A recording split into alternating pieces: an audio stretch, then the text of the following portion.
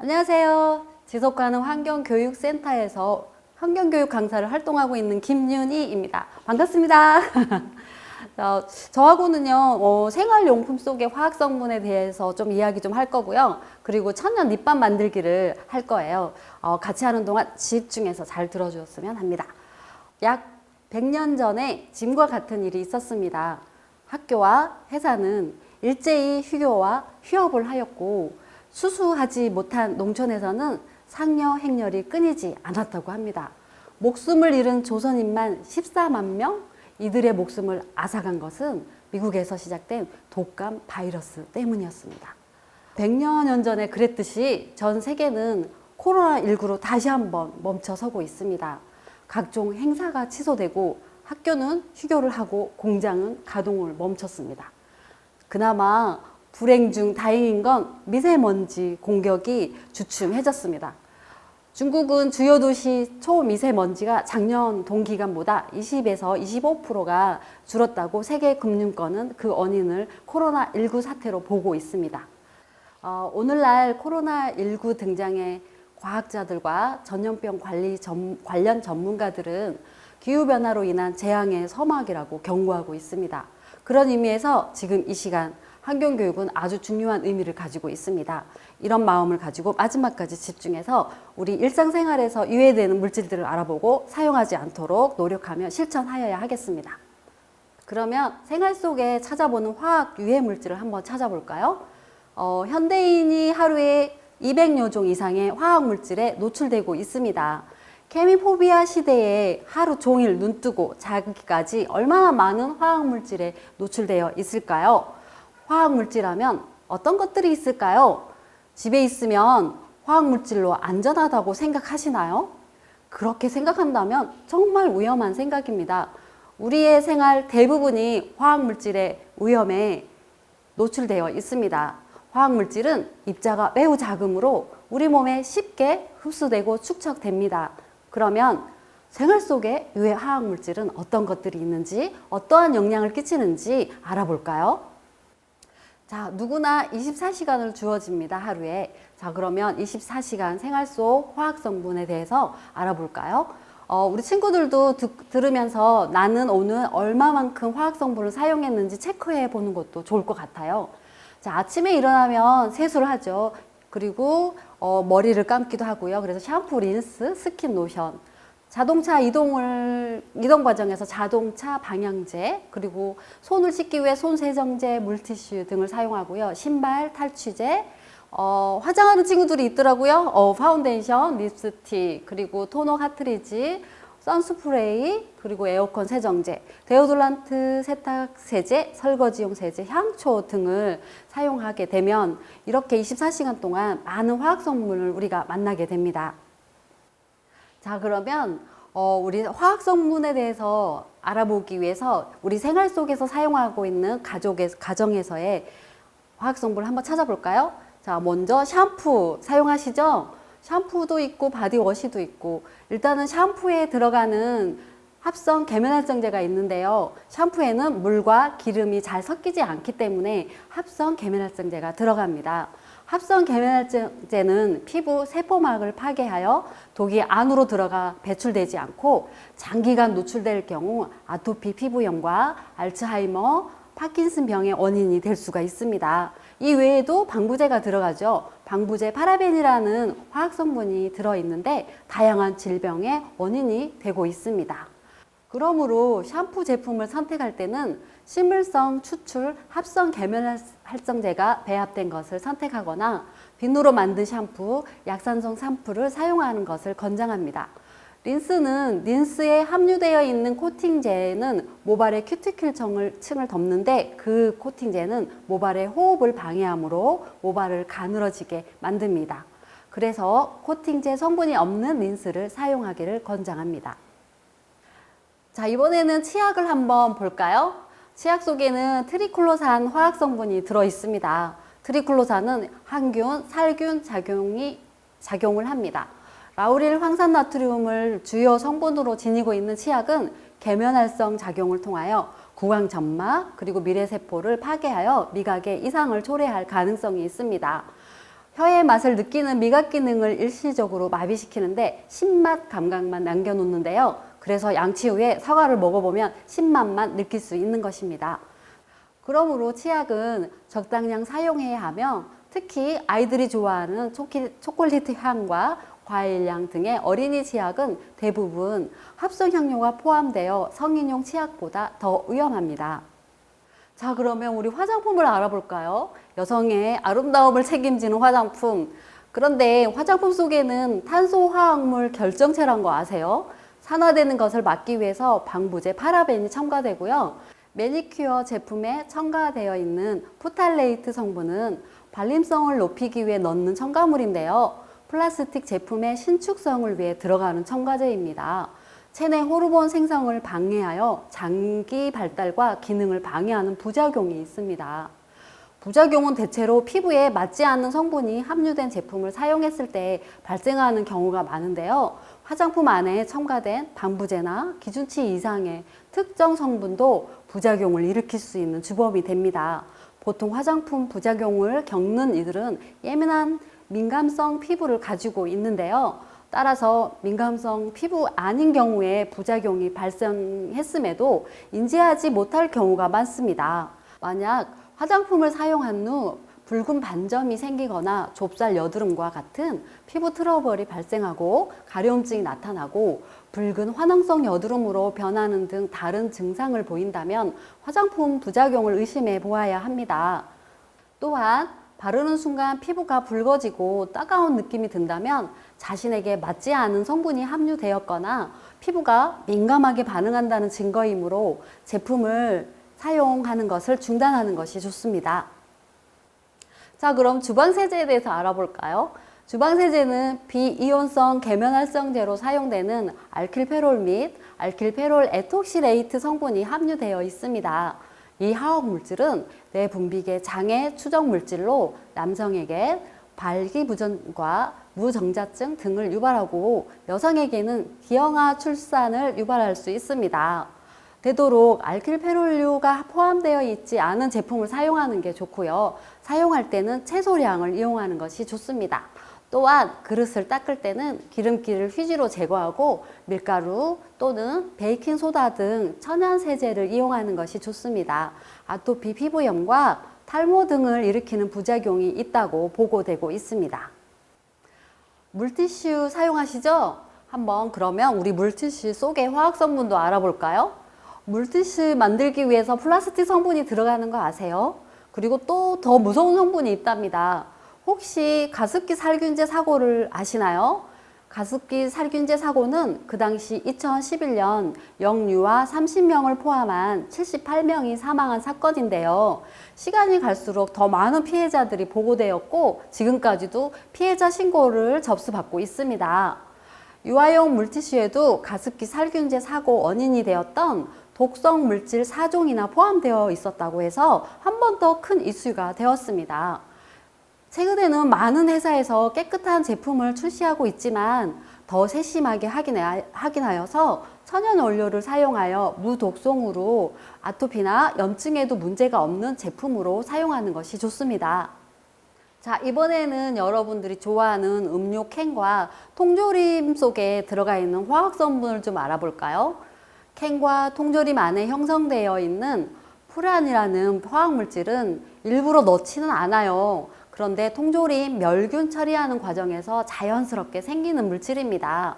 단백질의 아미노산과 탄수화물의 당이 가열되면서 만들어지는 것이라고 할 수 있습니다. 국제암연구소는 푸란을 잠재적으로 발암물질로 분류하고 있고요. 하지만 푸란은 끓는 점이 30도 이하로 낮아 열을 가해 조리하는 과정에서 대부분 사라지게 된다고 하니 꼭 익혀서 먹어야 합니다. 통조림과 캔은 세균 번식의 이유로 가열 후 바로 밀봉하는데 이 과정에서 푸란이 휘발되지 못하고 그대로 남아있을 가능성이 큽니다. 캔과 통조림 식품은 뚜껑을 열고 10분에서 15분 정도 기다리거나 다른 용기에 옮겨 담아서 푸란을 휘발시킨 후에 섭취하는 것이 좋겠습니다. 자, 이번에는 집 안으로 들어온 독, 유해 화학물질, 살생물제에 대해서 얘기할 겁니다.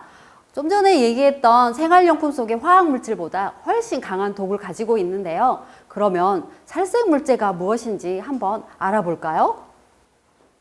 살생물제란 인간, 농작물, 가축에게 피해를 주는 세균, 박테리아, 해충, 질을 포함한 생물체를 죽이거나 퇴치하거나 무력하게 만드는 용도로 사용하는 화학물질 모든 제품을 일컫는 것으로서 보존제, 살균제, 살충제, 살서제, 방부제 등을 포함합니다. 제가 말로 설명했는데 혹시 이해되시나요? 그래서 좀 더 쉽게 얘기해 보겠습니다. 자, 그림으로 한번 표현을 해봤어요. 인간, 그리고 축산물, 그리고 농수산물 등이 있죠. 세균이 있어요. 옆에는 세균, 박테리아, 그리고 쥐도 있죠. 모기도 있고 이런 것들이 우리 인간이나 축산물이나 아니면 농수산물에 피해를 줍니다. 그래서 우리가 그걸 죽여야 돼요. 그래서 그걸 살균하기 위한 살균 제품들이 있는데요. 그게 바로 살생물제 제품입니다. 자, 그러면 그 위험한 살생물제 종류에 대해서 한번 이야기해 보겠습니다. 농약, 곰팡이 제거제, 가습기 소독제, 벌레 기피제 등이 있지만 그 외에도 많습니다. 하지만 오늘은 4가지를 가지고 이야기 나누겠습니다. 자, 그러면 살생물제 종류 중에 강력한 농약에 대해서 이야기해 볼게요. 자, 농약의 역할은 방부제와 항균 기능을 가지고 있어요. 그래서 세균을 없애는 역할을 합니다. 농사 지을 때 그래서 농약을 뿌리죠. 자, 뿌리다 보면 인체에 많이 해로울 수 있고요. 그리고 토양과 수질 오염으로 생태 환경에 심각한 피해를 줄 수 있습니다. 강한 곰팡이 제거제 또한 살생물제입니다. 곰팡이나 박테리아 등을 없애는 역할을 하는데요. 그래서 유해 화학물질이라고 볼 수 있습니다.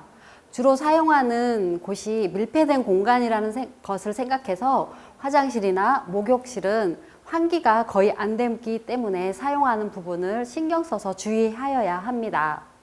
여름철에 주로 많이 사용하는 모기, 벌레 기피제 또한 살생물제에 들어갑니다. 시중에서 구입할 수 있는 벌레 기피제를 살펴보면 디트는 기피 효과가 뛰어나지만 신경장애를 유발할 수 있습니다. 구매할 때 성분 함량을 꼼꼼하게 확인하고 사용 시 주의사항을 잘 확인해야 합니다. 가습기 살균제 또한 살생물제입니다. 가습기 살균제 사건을 아시나요? 우리나라에서 가습기 분무액에 포함된 가습기 살균제로 인하여 사람들이 사망하거나 폐질환과 폐 이외의 질환 등 전신질환에 걸린 사건입니다. 환경부가 2014년부터 2018년까지 진행 중인 가습기 살균제 피해 조사에 의하면 2018년 6월 기준 총 4,748명의 피해자 중 431명이 1, 2단계 피해 판정을 받았습니다. 2011년 당초 원인을 알 수 없는 폐 질환으로 알려져 임산부나 영아의 폐에 문제가 생겨 폐를 이식받은 사건이 있었습니다. 역학 조사 결과 가습기 살균제에 의한 것으로 밝혀져 2011년 11월 11일 가습기 살균제 6종이 해수되었습니다. 2012년 10월 8일 기준 환경보건시민센터 집계에 의하면 영유아 36명을 포함한 78명이 사망한 것으로 보고되고 있습니다. 자, 이번에는 집안으로 들어온 독, 유해 화학물질, 분사형을 주의하라. 한번 분사형 제품을 알아볼까요? 분사형 제품 몇 가지 종류만 말씀드리겠습니다.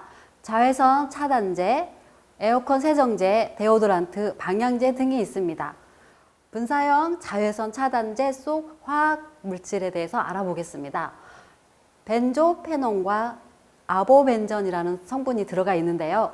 석유 화학물에서 정제해서 만든 인체에 치명적인 발암물질입니다. 그래서 분사형 자외선 차단제를 사용할 경우에는 조심해서 잘 사용하여야 합니다.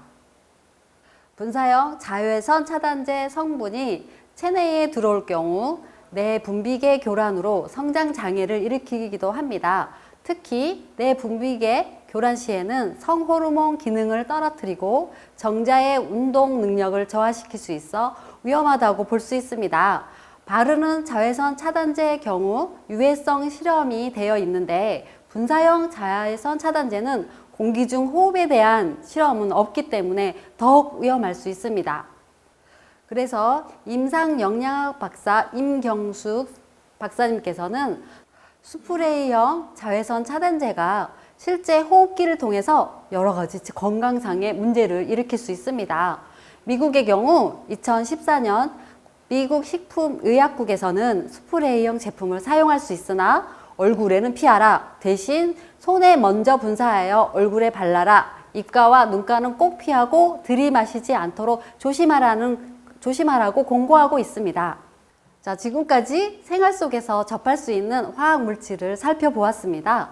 이처럼 생활 속에서 사용하는 제품이 대부분 공장에서 만들어지는 제품이기 때문에 우리는 유해 화학 물질에 노출되어 있을 수밖에 없습니다. 그러므로 더욱 조심하고 한 번 더 확인하는 것이 우리 몸의 건강을 지키는 방법이 아닐까 합니다.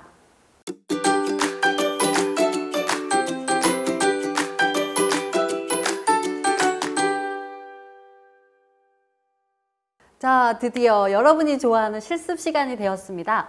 립밤 만들기를 할 건데요. 립밤 만들기 하기 전에 좀 더 좋은 제품을 만들려면 우리가 좀 알고 가야 되는 게 있어요. 그래서 친환경이라는 개념을 한번 알아갔으면 좋겠습니다. 우리 친구들이 이미 알고는 있겠지만 사전적 의미는 자연 환경을 오염하지 않고 자연 그대로의 환경과 잘 어울리는 일이란 뜻이고 실제 생활에서는 환경과 조화를 이루는 것을 말합니다. 여러분이 좋아하는 립밤은 친환경 제품이에요. 그러면 친환경 제품이 어떤 것인지 좀 알아볼까요? 우선은 환경을 배려하고 다양한 이유가 있지만 그 중에 선생님은 강조하고 싶은 게 있어요. 생산과 소비, 폐기까지 전 과정이 환경 오염을 줄이고 자연 자원과 유해 물질의 사용을 최소화시켜주는 제품을 말합니다. 자, 립밤은 화장품에 들어가죠? 그러면 천연 화장품과 일반 화장품 차이점을 좀 알아볼까요? 천연 화장품은 순식물성 재료로 만들어지며 화학성분과 방부제 등이 들어가지 않아서 유효기간이 짧다는 단점은 있지만 그만큼 우리 피부에는 좋습니다. 일반적으로 시중에 나와 있는 일반 화장품은 합성 향료나 방부제, 점증제, 경화제, 계면활성제 등을 사용하여 이와 같은 제품을 만듭니다. 자, 그러면 청소년들의 화장 실태를 잠깐 보고 갈게요. 우리 친구들이 학교에 선생님이 다니다 보면 매일 화장하는 친구들이 있더라고요. 그런데 실제 조사에서도 매일 62%가 화장을 한다, 그렇게 나왔습니다. 요즘 여중고생들의 화장에서 머리, 눈, 손가락, 피부, 볼, 입술 등의 색조 화장을 사용하는 것으로 결과가 나왔습니다. 청소년의 이른 화장 문제점에 대한 동영상인데요. 같이 함께 감상하겠습니다. 어릴 때부터 시작한 화장이 피부 건강에 미치는 영향 때문입니다. 네, 안녕하세요. 중학교 때부터 화장을 해왔다던 배다미 양. 이제까지 한 번도 자신의 피부에 대해 관심을 가져본 적이 없다는데요. 눈 화장은 클레오파트라 비슷하게 했네. 늘 진한 화장으로 가리다 보니 자신의 그러니까 피부를 제대로 본 적이 없는 겁니다. 이쁘게 보이는 만큼 화장 한 채로 지나가는 시간이 하루 중에 얼마나 있나요? 그냥 일어나서 잘 때까지. 모든 여성들의 선망인 20살 피부. 네. 그다음에 다미 양의 피부도 그럴까요? 볼에서 한번 해볼까? 지금 상태는 요 또래에 비해서 피부 상태가 좀 심각하지요. 보다 정확한 상태를 측정하기 위해 정밀 검사를 하기로 했습니다. 그러기 위해선 화장을 지워야 합니다. 그런데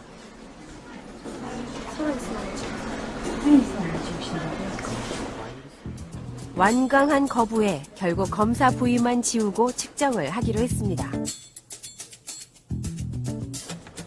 화장이 제일 진한 눈가와 이마, 볼 등의 피부를 측정해 주름과 건조도, 색소 침착 정도를 알아보았는데요. 결과는 과연 어떨까요? 가장 심각한 게요. 지금 피부가 굉장히 건조하고 주름이 아주 심합니다. 뭐 40대, 50대. 그 정도까지 돼요? 네, 아주 심각합니다. 진한 화장으로 인해 이미 노화가 시작된 담양의 피부. 20살 건강함은 찾아볼 수 없었습니다. 예. 예뻐 보이려고 한 피부 속에 화장이 들어가는 오히려 말이죠. 예쁜 피부를 망가뜨리고 있었던 겁니다. 아까 본인이 얘기한 대로 우선 화장, 그 중에서도 눈 화장은 바로 중단해야 되겠습니다. 그리고 일정 기간 치료를 해서 회복이 된 이후에는 올바른 화장법에 의한 화장을 하도록 권유하는 것이 좋을 것 같습니다. 피부 노화의 주범이었던 눈 화장. 그렇다면 눈 건강에는 이상이 없을까요? 살짝 닿는 느낌이 있어요. 이번에는 안과 정밀 검진을 받아보았습니다. 검은자 주변으로 혈관들이 많이 출혈이 되어 있는 상태죠. 그러니까 본인은 잘 못 느끼시지만 눈은 많이 힘든 상황입니다. 네, 여기 이렇게 눈을 피로하게 만드는 원인 중 하나는 마스카라나 아이섀도우 같은 화장품입니다. 원래 여기가 지금 말봄선이 있는 라인인데 눈꺼풀 주변을 자극해 염증을 일으키기 때문인데요. 기름샘에 많이 염증이 있는 상태고요. 특히 아이섀도우는 그 가루가 눈 속을 떠다니면서 문제를 일으킬 수 있다고 합니다. 원래 화학물질이다 보니까 눈에 이제 염증, 만성 염증을 일으키고 충혈을 일으키고 안구 건조증을 일으킵니다. 여기에 속눈썹까지 붙이고 다니다 보니 담양의 눈은 늘 충혈된 상태입니다. 화장을 지우면 괜찮을까요? 큰맘 먹고 눈 화장을 지우는 담양. 화장 지운 눈이 창피한 듯 어떻게든 가리려고 애를 씁니다. 없어지지 않고요. 통을 갖고 있는 상태로 스스로에겐 창피할지 몰라도 화장을 지운 담양의 눈은 몰라보게 맑고 깨끗한데요. 하지만 검사 결과는 그렇지 못합니다. 화장을 지웠음에도 불구하고 잔여물은 여전히 남아있었던 거죠. 본인은 다 지웠다 생각하지만 이 속눈썹 사이사이에 화장품이 남아있어서 결국은 또 눈에 들어갈 수 있고 눈꺼풀 염증을 만성적으로 일으키고 심각할 때는 각막염 그리고 독한균에 감염되면 각막의 염증이 심하게 변하면서 각막이 이렇게 하얗게 변해서 검은자가 하얗게 변해서 실명까지도 하실 수가 있습니다. 굉장히 위험한데도 잘 모르시고 초등학교 3학년 가인이와 미소는 요즘 화장하는 재미에 푹 빠졌습니다. 가인이는 왜 이렇게 화장을 해요? 그냥 재밌어요. 가인이 그게 다 완성된 거예요? 네. 이뻐졌어요? 못생겨졌어요. 아, 이뻐지려고 했는데 안 못생겨졌어요? 네. 빠르면 3학년? 전반적으로 5학년 때부터 시작을 해서 6학년 때는 많이 관심을 가지는 것 같아요. 중학교 1학년 여학생들이 기초 화장품을 처음 사용한 시기가 초등학교라고 답한 사람이 한 77%이고 또 색조 화장품 같은 경우에서도 43%가 그 초등학교 때부터 시작했다는 이런 그 답변을 해줬어요. 고학년 학생들에 비해서 이런 학생들이 화장하는 그 속도도 더 빨라지고 화장하는 학생 수도 굉장히 늘어나고 있는 그런 추세예요. 중학생이나 초등학생은 주로 그 하는 것이 그 뭐 비비크림이든지 그 다음에 그 뭐 틴트라 그래 입술에 바르는 틴트든지 매니큐어 같은 하물며 또 이렇게 아이 메이크업까지 하는 친구들도 많이 있어요. 아이 메이크업, 뭐 아이라인을 그린다든지 이런 마스카라를 한다든지 이런 것도 이렇게 다양하게 이렇게 어른들 흉내를 낸다고 이제 그런 쪽을 많이 사용을 하고 있는 친구들이 많아요. 아이들이 화장을 시작하는 나이가 점점 어려지고 있습니다. 예전에는 중학교 때 화장을 시작하는 아이들이 많았지만 이젠 대부분의 아이들이 초등학교 때부터 화장을 시작합니다. 그런데 화장품 안에는 성조숙증이나 생식계통에 문제를 일으키는 환경호르몬과 암을 유발하고 신경계 독소로 작용하는 중금속이 들어가 있는 경우가 많습니다. 애들 같은 경우는 외부에 있는 이 독성 물질이 몸에 들어왔을 때 같은 노출 정도라도 성인에 비해서 독성이 아주 강한 반응을 보이게 됩니다. 우리 아이들이 쓰고 있는 화장품에 이러한 독성 물질들이 얼마나 들어있을까요? 그리고 그러한 성분들은 자라나는 아이들 건강에 어떤 영향을 주고 있을까요? 사실 화장품에는 먹어서는 안 되는 여러 가지 독성 화학 물질들이 들어있습니다. 방부제로 사용되는 파라벤, 우리 몸의 여성 호르몬으로 작용해 여자아이를 성조숙증을 유발하고 남자아이를 생식기에 문제를 일으킬 수 있습니다. 향을 오래 유지시켜줘 향수나 매니큐어에 많이 들어가는 프탈레이트. 여성환경연대에서 2007년 조사한 결과 국내에서 시판 중인 국내외 유명 향수나 매니큐어 70%에서 이 프탈레이트가 검출됐는데요. 이 프탈레이트는 독성이 매우 강해 성장기 아이들이 프탈레이트에 과다 노출될 경우 남자아이는 무정자증에 걸릴 수 있고 여자아이는 성조숙증, 불임, 유방암 등에 걸릴 확률이 높아지게 됩니다.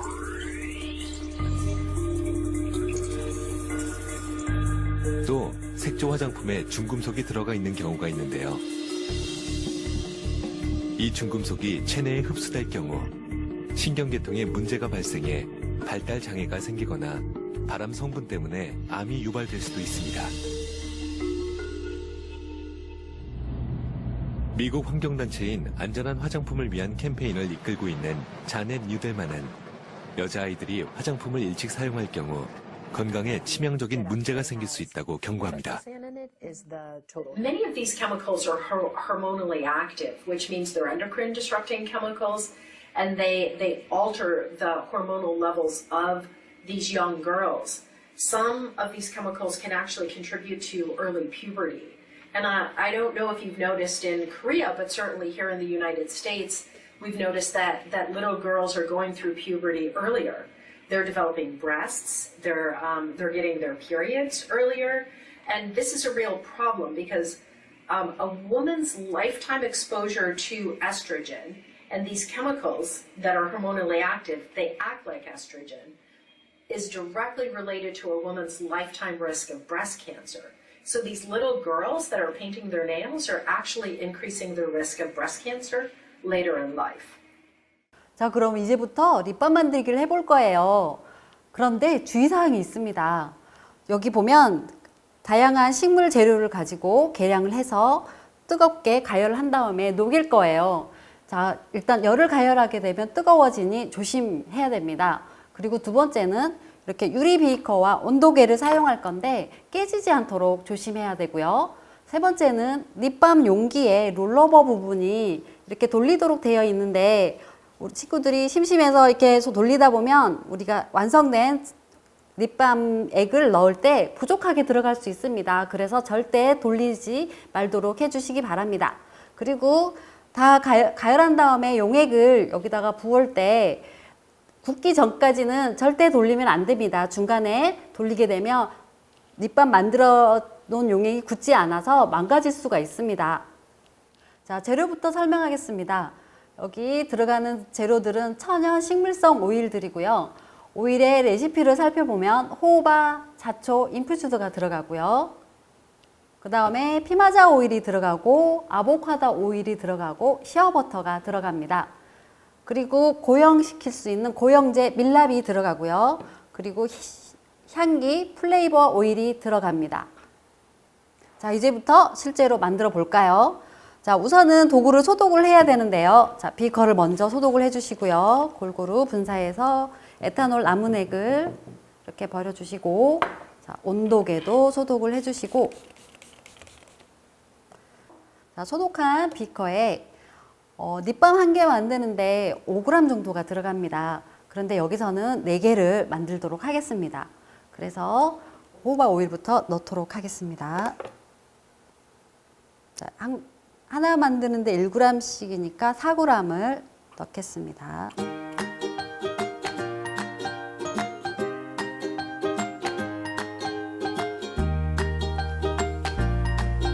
아보카도 오일을 넣도록 하겠습니다.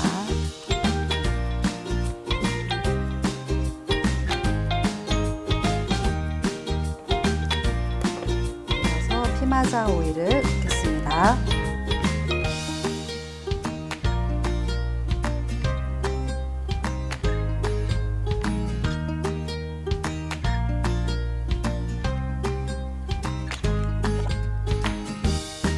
시어버터를 넣겠습니다.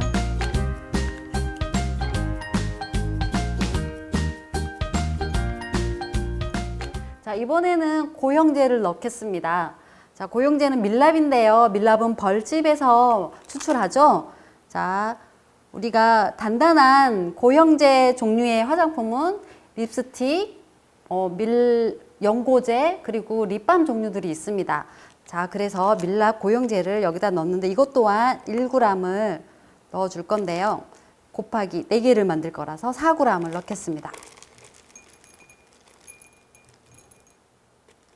여름에는 온도가 뜨거워서 빨리 물러질 수 있으니 4g에서 조금 더 넣도록 하겠습니다.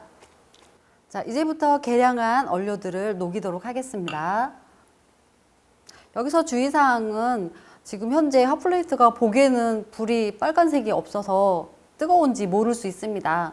그러니 절대 만지거나 장난하면 안 되겠습니다.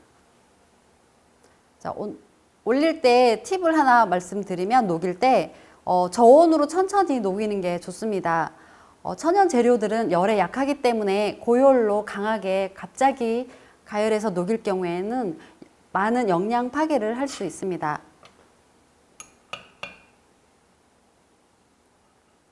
온도계를 사용해서 지금 현재 고형화되어 있는 이 버터와 왁스를 녹일 수 있는 정도만 온도를 올리겠습니다.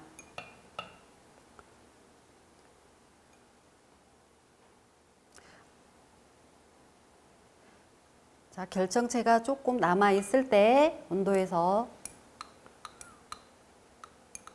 자, 그 정도 온도 되면 70도 정도가 되거든요. 70도 정도에서 자, 살짝 내려놓고 나머지 왁스를 녹이겠습니다. 자, 다 녹았습니다. 자, 녹았는데 지금 온도계를 사용하는 이유는 식물성 오일이기 때문에 약간 열 파괴 손실을 막기 위해서 온도 조절을 하기 위해서 하는 것도 있고요. 그리고 플라스틱을 안 사용하면 참 좋겠는데 우리가 립밤 용기가 시중에 판매되는 것 중에 적당한 게 없어서 일단은 여기 플라스틱에 넣을 수밖에 없습니다. 그래서 너무 뜨거울 때 넣게 되면 여기서 유해 물질이 나올 수 있어서 최대한 식혀서 넣겠습니다. 그래서 식히는 동안 자, 마지막으로 플레이버 오일이 있는데요. 이거는 식향입니다. 식향은 우리 여기서는 복숭아 향을 사용할 건데요. 다양하게 바나나 향, 사과 향 여러 가지가 있습니다. 음식할 때 음식 우리 보면 아이스크림 그런 데 들어가는 식향인데요. 몸에는 안전합니다. 자, 여기서는 하나 만들 때 2방울이 들어가는데 4개 만드니까 8방울을 넣겠습니다. 다 그리고 8방. 향은 꼭 정해진 건 아니고 본인의 취향에 따라서 좀 조절하셔도 되겠습니다. 그래서 잘 저어주고 자, 온도가 70도 이하로 떨어지면 이제 용기에 넣어주면 되겠습니다. 자, 될 수 있으면 가득 물방울처럼 볼로 올라오게 넣는 게 좋습니다. 나중에 굳어가면서 수축 현상이 일어나기 때문에 가운데가 파일 수 있기 때문입니다.